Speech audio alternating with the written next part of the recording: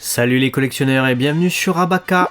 Aujourd'hui on va vous présenter des figurines Senseiya qui nous ont été dévoilées lors du Tamashii Nation 2022. À commencer du coup par... Gamma, donc Fekdator, du coup, le God Warrior. Moi, la première chose qui me saute aux yeux, c'est deux choses. Déjà, je suis très content de voir les God Warriors d'Asgard, je ne m'y attendais pas du tout. Et deuxième chose, c'est le fait qu'ils soient en mouvement. Ils ont rajouté les... Tu sais, comme les SH Effects, je sais pas quoi. Mais je sais pas si c'est livré avec, si c'est un add-on ou autre. Mais là, clairement, ça apporte un dynamisme à la mid-cloth qui n'est pas sans me déplaire, en fait. Je trouve ça vraiment sympathique. Ça apporte vraiment... Bon, on peut prendre la place, mais ça apporte quelque chose de sympa. Je sais pas ce que t'en penses. Mais... Moi j'adore. C'est franchement ça donne comment dire, ça une plus-value en fait à cette mid-cloth. On avait déjà les mid-cloth classiques, vous savez très certainement, d'Asgard qui étaient sortis à l'époque. Donc c'était des mid-cloth déjà qui à l'époque pour nous étaient qualitatives à part certains où il y avait des corrections à faire, notamment les cheveux de Mimé, les cheveux de Hagen, etc. Là ça ressort en mid-cloth EX et on nous a dévoilé également la taille un peu de Thor lorsqu'il sera debout. Ce sera à peu près les mêmes proportions que l'on avait avec la mid-cloth classique. Elles seront plus grandes de 2 cm mais c'est le même rapport de taille. C'est-à-dire que Thor il fait près de 2 fois un sein de bronze comme Seiya ou Shun qu'on voit sur le côté. Donc toutes les autres qui sont en haut sont sorties. On voit Siegfried, Hagen, Hilda, on voit Alberic, on voit Sid et Bud et Thor. Maintenant, c'est ce qu'on attendait, mais tout comme toi, je m'attendais pas à ce qu'ils viennent avec un effet de hache. Je ne sais pas non plus si les stands qui servent à les maintenir sont fournis, mais je trouve que ça apporte une plus-value non négligeable pour ceux en tout cas qui ont de l'espace. Pour ceux qui n'ont pas de place, c'est un peu malheureux, on va devoir exposer Thor de manière un peu statique, c'est dommage. Mais tout ce que je vois, couleur, le plastron, c'est une des particularités des UX qui est séparée du coup de la partie abdominale, ce qui permet plus de mouvement. Le visage est fidèle avec ces espèces de roux-flaquettes qui vont jusque sur les joues. Voilà, après si tu as quelque chose à rajouter peut-être sur non, moi j'aime les beaucoup, couleurs. j'aime bien le paint, j'aime bien le rendu de Thor et je suis très content. Moi, je suis très content. Asgard, ça a toujours été un de mes arcs préférés, donc je suis content de voir que ça se complète. Vraiment très très bonne nouvelle. Et écoute, autre chose qui se complète, c'est les Silver Saint. Alors plusieurs sont sortis déjà, Shaina, Capella, Dante, Jamian, Babel, Algol, Trémi ou Ptolémie, vous dites comme vous voulez. On a Marine et ils vont nous ressortir, parce que ça c'est une gamme de mid-cloth classique, il faut le savoir, c'est pas les mid-cloth EX. Ils vont nous ressortir Misty qui était sorti il y a pas mal de temps. En le modifiant parce qu'il était totalement dégueulasse avec une tête pas mal de fans appellent ça une tête de poupée gonflable. Ils vont modifier du coup la cape avec cette fois bien le col qui est respecté, les cheveux refaits, le visage entièrement refait. Par contre le corps n'a pas l'air d'avoir énormément changé, ni la cloth à voir du coup.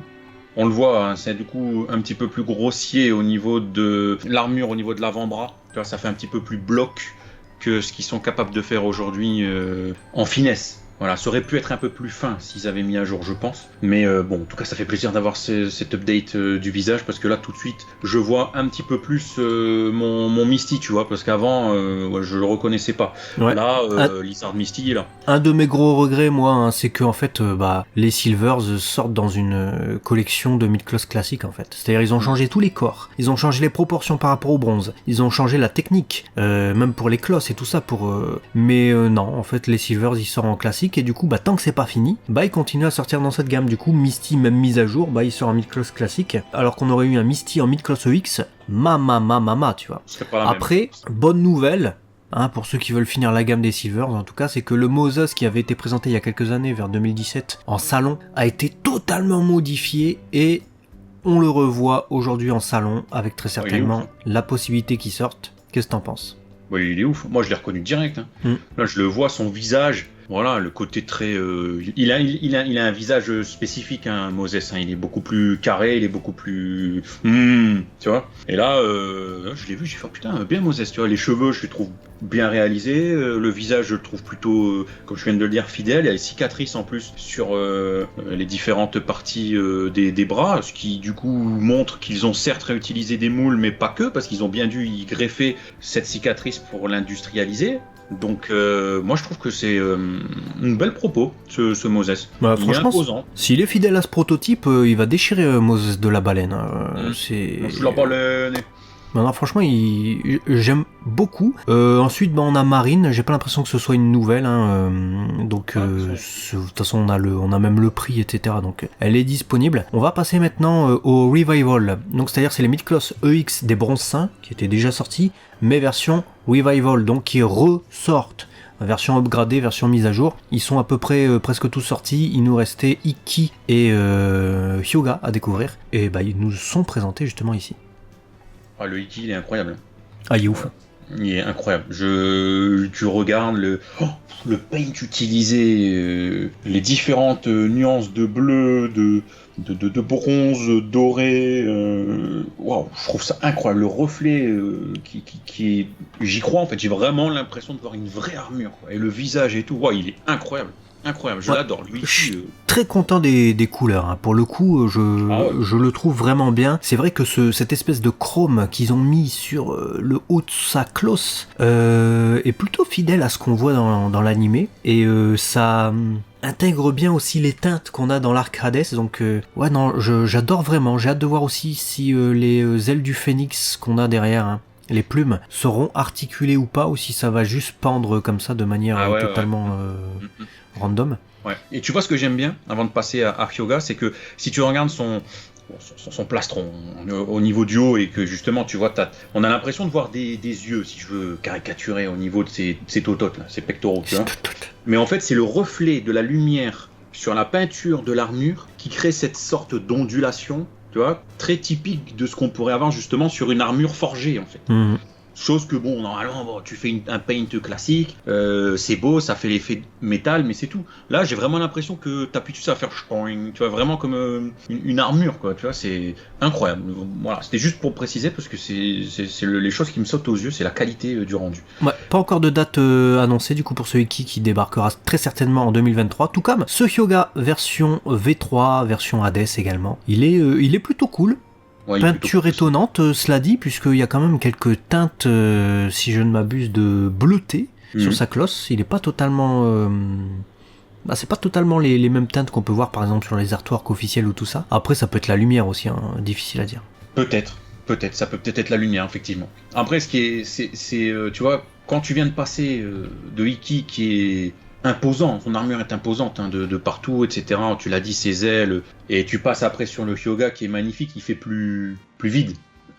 Mais bon, en même temps, ils n'ont pas la même armure, mais effectivement, la couleur à voir, faut voir si. Mais je suis pas sûr que ce soit que lié au reflet, parce que si tu regardes au niveau des pieds où il y a un petit peu plus d'ombre, tu vois, on a l'impression sur les extrémités intérieures de l'armure, j'ai l'impression que il y a vraiment ce bleu qui est assumé et j'ai pas l'impression que ce soit la lumière qui puisse faire ça même en intérieur, donc je crois qu'ils ont mis une teinte silver bleutée, quelque chose comme ça.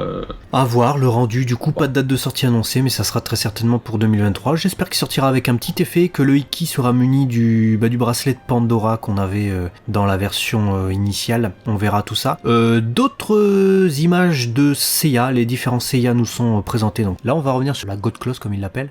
Oui. Ouais, elle est cool. J'ai rien d'autre à dire. Pareil, j'ai rien d'autre à dire. Elle est cool. Moi, j'ai toujours été impressionné par la Odin. La clause d'Odin tue sa mère. Elle tue sa mère. Incroyable. Ça, je veux ça. Ah ouais, c'est trop beau ça. En plus, ça, tu vois, Midcloth EX là, tu vois, donc. Non, ouais, ça c'est magnifique et j'aime beaucoup la proposition qu'ils appellent Early Bronze Cloth. Donc tu me l'as dit, la version manga. Je trouve qu'elle a quelque chose pas de Tennessee, mais elle a quelque chose d'original et t'aurais envie de la mettre à côté de tes mangas en fait. Exactement. C'est chouette, c'est vraiment chouette. J'aime beaucoup cette proposition. Mais je vais même te dire de tout ce qui nous a été présenté là. Alors il y a des beaux trucs. Franchement, il y a des trucs qui donnent envie de reprendre la collection de Midcloth. Mais s'il y a bien un truc qui pourrait, et ça fait des années que je le dis. Si vous nous suivez sur les réseaux sociaux, il faut savoir, il faut nous suivre de toute manière. Il faut, si vous voulez être informé déjà des infos, mais aussi voir un peu nos avis par rapport à ça. Si jamais ils nous faisaient les versions manga des bronzes, Et mal. c'est bien un truc qui pourrait me faire reprendre la collection de Midcloth. Ah, Parce pareil. que ce Seiya version manga là, V1 du tout début du manga, je l'attends depuis des années. Il nous avait été présenté dans un prototype salon déjà il y a plusieurs années. Là le prototype a évolué, c'est plus les mêmes couleurs, hein. Il est un peu moins gris, il est beaucoup plus bleu celui-ci. Donc à voir comment ça évoluera. Mais déjà j'étais ouf quand il nous l'avait dévoilé. J'avais demandé sur Twitter, ouais Bandai, faites-nous ça s'il vous plaît, s'il vous plaît et tout. On n'était pas 150, hein. J'espère qu'on sera 150 pour réclamer celui-ci, puisque c'est la deuxième fois du coup qu'on nous présente un prototype différent de ce Seiya. Et j'ai envie que ça soit annonciateur d'une sortie de tous les bronzes comme ça. Parce que ça, plus les Midcloth OCE des Goldsains, même si bon, c'est juste des vulgaires repaint des versions normales, hein, les OCE des Goldsains, alors qu'ils auraient pu nous les faire avec le sculpte ressemblant au manga comme ce Seiya.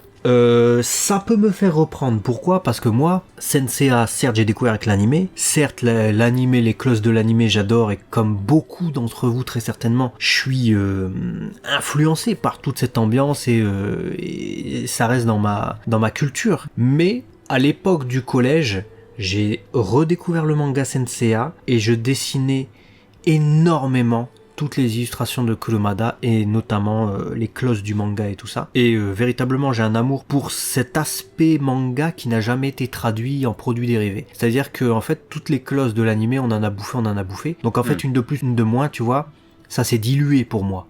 J'ai plus le plaisir, j'ai pas la nouveauté, tu vois. Tu me montres Shiryu V1, V2, V3. J'adore sa cloche, j'adore Shiryu. Mais ça s'est tellement dilué, je le vois partout, que ça ne m'apporte pas une plus-value. Ça, j'ai jamais en figurine. Donc tu me mets ça, mais alors là... Ouais, je suis d'accord, c'est incroyable. C'est pour ça que finalement, c'est celle qui, pour nous, ressort le plus de toute cette annonce. Alors qu'elle est simple, hein. Ah oui, c'est simple, hein. Mais c'est efficace. C'est efficace. Bon, dites-nous en tout cas dans les commentaires, vous, qu'est-ce que vous avez préféré parmi toutes ces annonces du Tamashii. Vous avez vu que nous, on est pas mal motivés par des Seiya, étonnamment, alors que tu vois, on en bouffe. Le Iki aussi est magnifique, et Thor de Fegda, on attend de voir les effets avec sa hache. A très vite, en tout cas, sur Arabaka, la chaîne des collectionneurs. On vous fait plein de bisous, et abonnez-vous et partagez, s'il vous plaît, les amis. À très vite.